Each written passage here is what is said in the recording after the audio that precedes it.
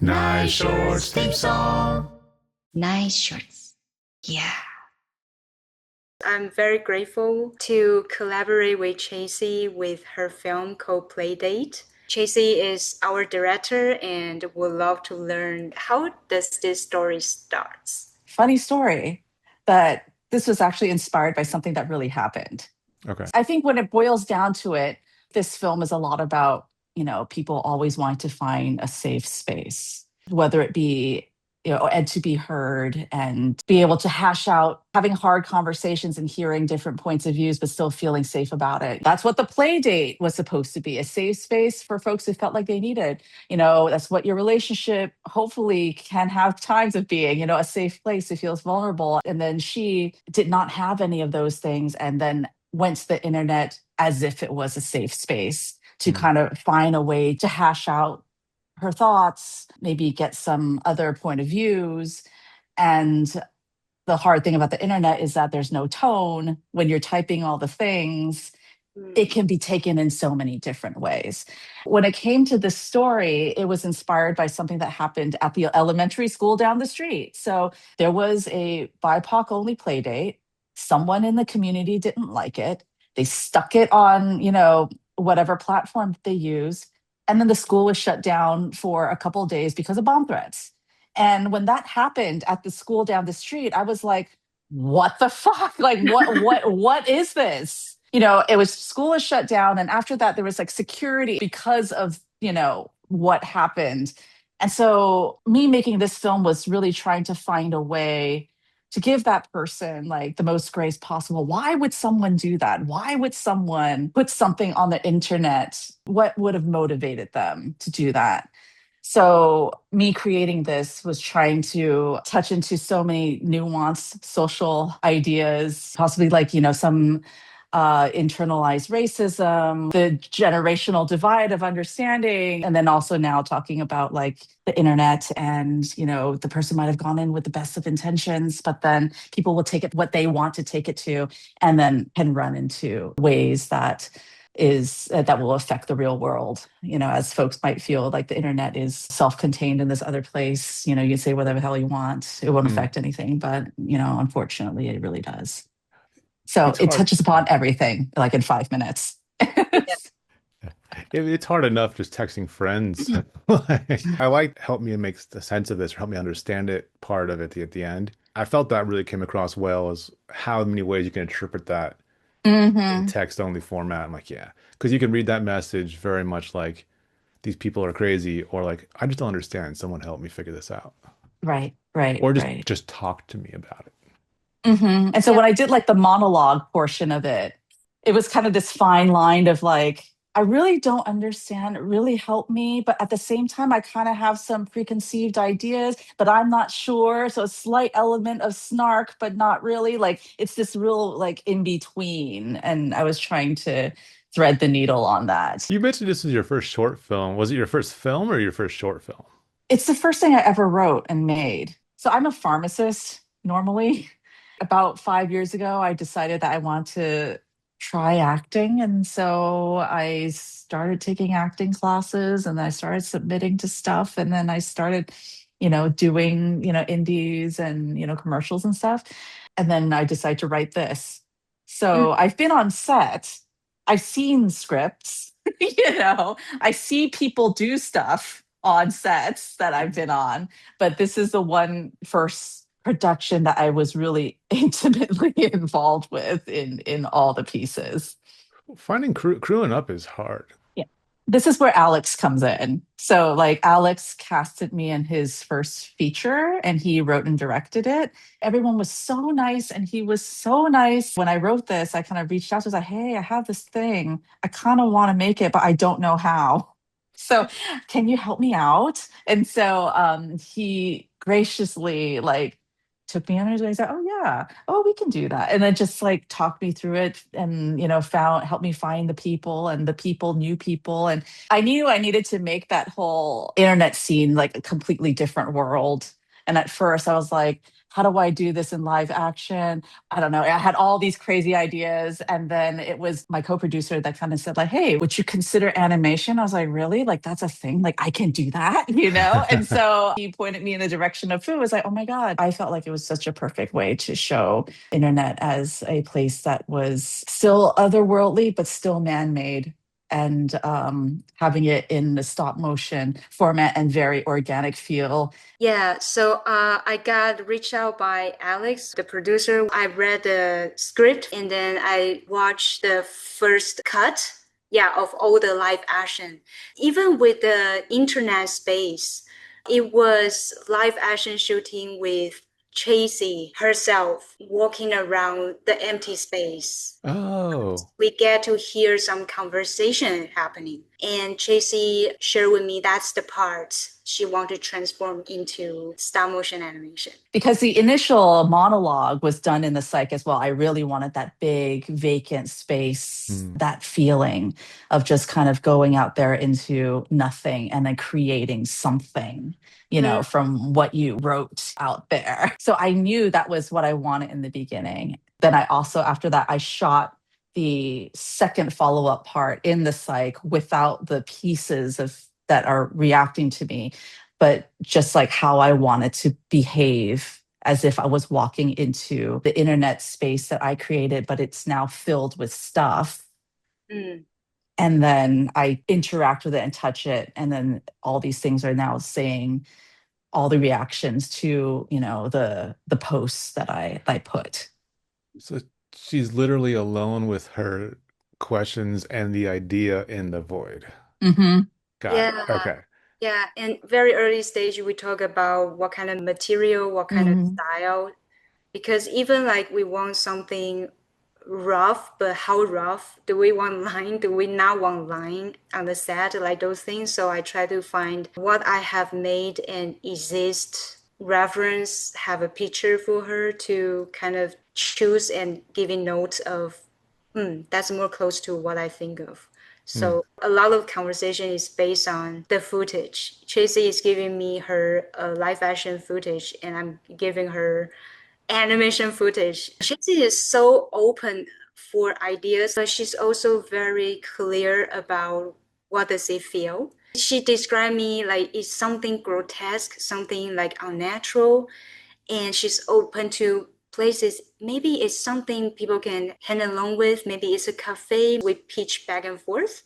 I listen to all the keywords about the feeling and what kind of message we want. And the timing definitely changed from the original footage. So I was like one stage after another. How about playground? If it is a playground and Chesi wants something have a physical reaction with each other. So yes, those facilities, she touch it, it respond to her. So I keep checking with her and then she'll confirm with me like, yeah, I think this direction we can go with that.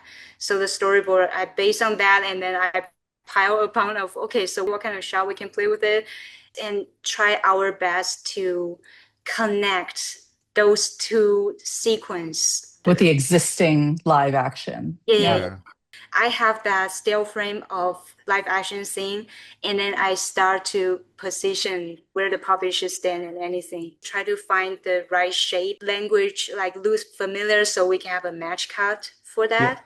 They will connect with each other with similar I know that's composition. so you had to Yeah, try different perspectives and angles until you found yeah, the right even that. height for Chasey and everything. That's so Yes. cool. And that footage of her is already a character I can learn about when I need to animate this little Tracy. And also, yeah, and also like that footage is something I built based upon for that mood. I absolutely love the playground idea. It's almost like playground politics. That's kind of like what it is on the internet, anyways.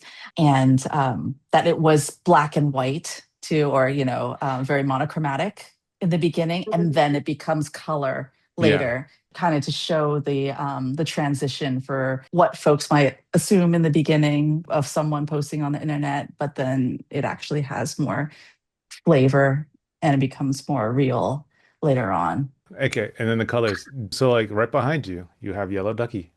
Oh, Did yeah, you yeah, yeah. did you actually paint the original ones you were using, or did you make others just in case?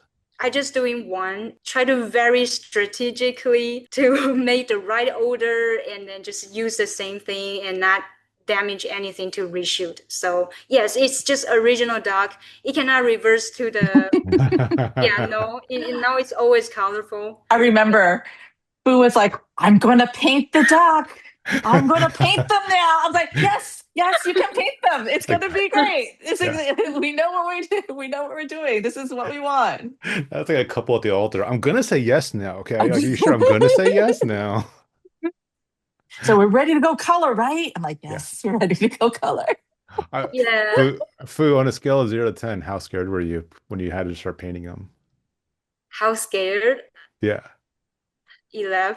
But it's a mix. It's not only worry about just the time and the production wise, it's at the same time with the world. Like it's a multiple scariness, but it's really lucky that in this production, like I extend my community, like Chesi is really on the same page, being so encouraging and keep cheering up like I like this. Yeah. And then when things needed, yeah, she still give me notes about again, it's the feel. She's never interrupt creativity. She just we spark with each other. It It feels like was same, same. I that. mean, this was such a collaboration with Fu and I, that we both encouraged each other on to even finish this project. There were many conversations or many times like, I'm kind of scared of this film. Oh yeah, I'm kind of scared of it too. Like what will happen when we put this out there? I don't know. Are we going to be like targeted for some reason? I don't know. There was our names are going to be on it. Should we even put our names or should we put it? You know, it was. I mean, it was such a sign of the times of when politically in the country what was happening, and while we were making this film, that it Mm. was just like we're obviously people of color saying things. I was like, am I? It's just. I'm kind of scared.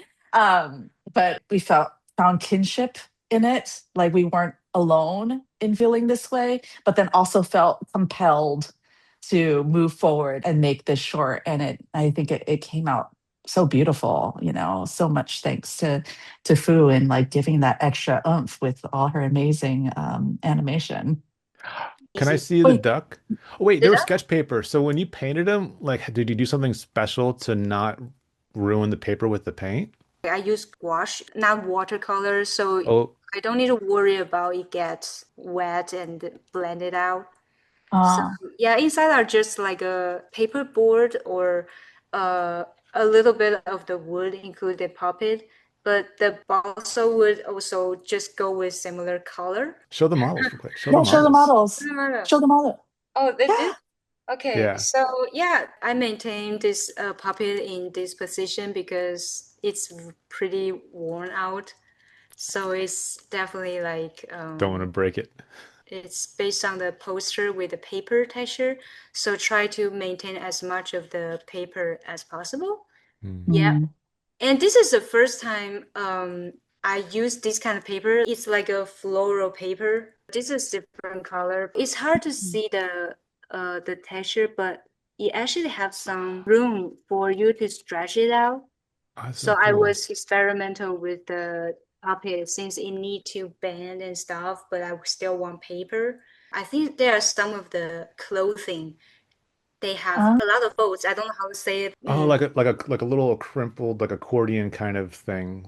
Like the paper Yeah, can okay, like yeah, pleated or yeah, yeah. something. when we got our first rough cut edit with the animation plugged in there, then we were able to send it off to sound and composer and get that done. And they were able to work on it pretty seamlessly and then off to color grading.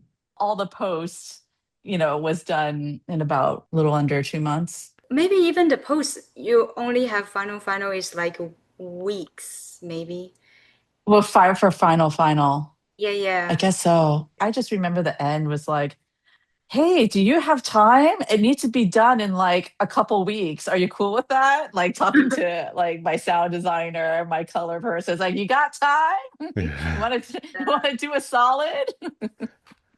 Yeah, I didn't get to interact with other crew, but really appreciate them. Like Yeah. final push, they Hmm. make it, like finalize with Chasey. That's amazing. My my editor, especially, like Nick, was huge in getting together folks who know what they're doing and willing to help, on a Thank you, Nick. little thing. Yeah. Thank Yeah. you, Nick. In addition to, your work, to convey this state of mind, music and the sound was so important to me. And I feel like it was really well captured. Can you share a little bit with you and composer Angela how the communication goes? I really wanted to be as kind of the sound, the music to grow and swell and to also be jarring at the same time. And one of the examples I gave to her was, that song by the Beatles, A Day in a Life. And Hmm. at the end, they had that orchestric swell at the end. And that was kind of what I wanted, that build that like it starts okay. And then it just kind of keeps building to eeriness. Hmm. So that was kind of what the piece of music that I was thinking of, and if we could do more strings in it, that's what I wanted. And then working with sound design, same thing. Sound designer already had Angela's score, so she heard that part of it, and then I wanted to say, can you like just it up even more to kind of give a little bit more of not sci-fi, but some texture to it that just makes it feel outer worldly and big. I want to feel like enveloped in that feeling of like overwhelm. The hardest part of Mm. the sound part was the end. Like, what sound am I going to use to snap Chasey out of her mind when she's staring at her phone? The sounds don't exist. Like there's nothing there, so you have to like it's one of those like after you hear you're like, oh yeah, sure. But when you're trying to Mhm. come up with it, you're like, it is finding that out of infinite possibilities. It is not easy. Like, Yeah, Yeah. it's a creative problem, but I enjoy that process. Tracy share different version of what the ending can be. Same image, but different sound. The Mm, message really changed so much. Any subtle difference, it will go so different directions. So sound is amazing. yeah. what were some of the no-goes? We had one that was like a glass bottle breaking, Okay. you know, a siren shooting the basketball, like the chain, like Oh a yeah. chain basket, because we're at the playground, and then yeah, that sound. Those are the ones that I can think of off the top of my head. I'm trying to remember. So I think I knew like in the beginning, like, oh, really the sound is happening in internet land. There's Hmm. no sound in regular land. It's just regular ambient, whatever. But music, score, like music. And what does the internet craziness sound like? What kind of anxious underlying feeling? Like that is the part where I really wanted to make sure a lot of attention was put, because all the live action is, I think it was just mostly like ambient sound, or what we know Mhm. as ambient live action. What? Who knows what ambient internet sound sounds like? I think I know. I was thinking about it right now. I'm like, I imagine it's like if you went to an arena concert, but all the music was a dentist office like Muzak, and people were actually really into it. That's how I imagine the mind frame is for the internet. This was like hardcore like film school for me. I went in completely like wide-eyed and rose-tinted glasses, had no idea what I was getting myself into, but having like such a great time doing it. And with folks who are like so supportive. It's been wild, and it's been everything that was happening. It was like, oh, I didn't know that. So Yeah. I mean, I have to give myself some credit. I knew something. I had a vision going Hmm. into it. Right. I made decisions. Yes. But the biggest decision is really, the people that I surrounded myself with, and being good to them and getting incredible support. Yeah.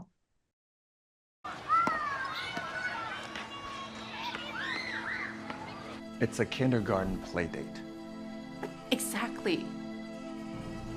Just finish up something. All All I want is for my kid to feel like she belongs. Help me understand.